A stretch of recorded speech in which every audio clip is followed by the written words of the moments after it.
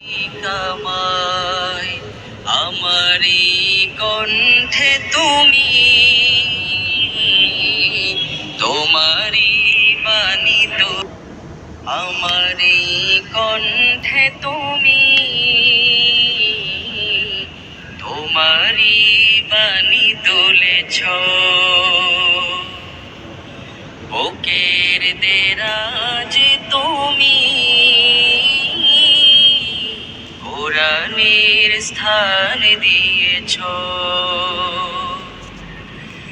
এত ভালোবাসো কেন মালিক আমায়, কি করে শুকর তার করি আদায়।